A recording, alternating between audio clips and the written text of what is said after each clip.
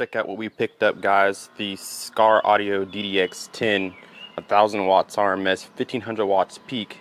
And this is the prefab box that you can pick up from them too, that's made for their tinted subs, in particular the DDX. And I've been listening to this for about 2 days now, and it heavily pounds above its weight. I'm actually really impressed with this sub and the box for that matter. Let's go look at the box. It has like this, spray in bed liner type finish. It is a curved port, so that's nice. Nice clean airflow as well, if you guys can see that. And then inside there, got some bracing, pretty good size port. Some sound deadening here, keep the standing waves to a minimum. And then the Skar audio logo on the top. They do provide you some terminals. Let me try to brighten this up for you. They do give you some terminals. This is the AR1X10V. And then you got some push terminals here on the back side. It's a really nice box for this sub. It's tuned pretty high. It's kind of boomy at times. It doesn't really do well with the low end, but of course it's maximizing SPL out of a small sub. This actually has a lot of weight to it. Really nice high quality sub tube. Vented at the bottom pole piece, vented on the side.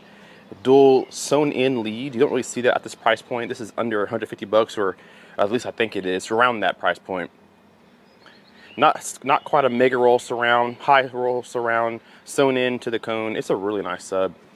And then we have the D4S down for sound JP8 here. This is I think an 800 watt amplifier, but known more for doing overrated. This is probably closer to 1100 watts than 800, so pretty impressive little system here. I picked this up from a friend. I had some home audio gear that we traded for. He had this sitting in his garage, didn't have any use for it, so I traded some of my home theater gear that I didn't have use for, and picked up this for the fun of it. So like I said, I've been listening to this for a while, and it absolutely bangs. It sounds way bigger than what it is. I had a friend come into the car and listen to it. He said, "Wait, is that the 10?" I was like, "Yeah, that's the 10." So really good. Handles pretty good power. I actually was not using the JP8. I have a 5000 watt amp in the truck. I didn't want to disconnect. So I actually was using that on this here, but of course I didn't full tilt it. I would have blown it in seconds, but I did put pretty good power on it, and it handled it pretty well. Sounds pretty decent, all things considered. So this is a really nice sub. I'm actually really impressed. This falls just below the EVL series of subs from Skar, but I think just as good sounding as the EVLs are. Of course, EVLs handle a little bit more power than these will, but I think Skar underrates their subs to a certain degree, just like most other manufacturers do too. A better look at the down for sound JP8. Love the blue, really cool. You don't really see many colors other than black and white, or maybe silver on most amps. Some have little accent coloring, but this is fully blue. And then if I don't launch this over the other side of the rail, we do have see-through plexiglass at the bottom, see the guts. Really, really cool amp. We'll put that right back down there. Don't want to throw it over the edge. That's where it's going if it falls. So the only thing I complain about the box is two things. One, the wire they give you is pretty decent size gauge for what you're going to use it, but it doesn't come out very far. So if you want to wire this to your sub, you're going to probably have to extend it maybe.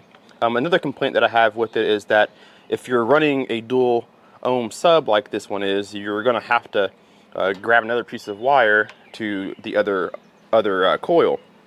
Otherwise you won't have power to both coils. So you will have to kind of splice them together, solder them, whatever you want to do, put them together, and then run your jumper cables, because they only give you one set, which is fine. Push style terminals, that's fine too. Seen more in home theater than not, but that's fine. But overall, a good box. I did take this out of the box for the first time, and it looks like if you're going to be moving your sub in and out of this box a lot, you're going to tear right through it eventually.